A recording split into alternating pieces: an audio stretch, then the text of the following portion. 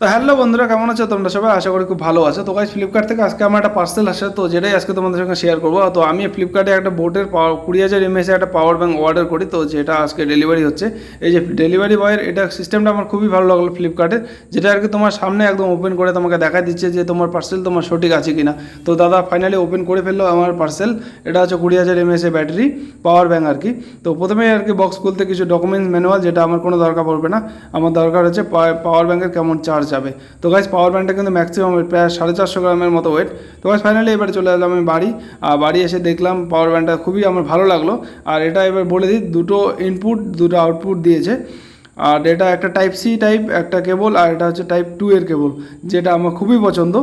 তো গাইজ এবার এটা দেখো, বোটের 20,000 mAh এর পাওয়ার ব্যাঙ্ক, যেটা আমি কিছুদিন ইউজ করবো, তারপরে আবার ভালো মতো কিছু বলতে পারবো। তো চলো আজকে ভিডিও এতটুকু, দেখাচ্ছে নেক্সট ভিডিওতে। ভিডিও ভালো লাগলে লাইক শেয়ার কমেন্ট করে, চ্যানেল নতুন তো চ্যানেলটাকে সাবস্ক্রাইব করো।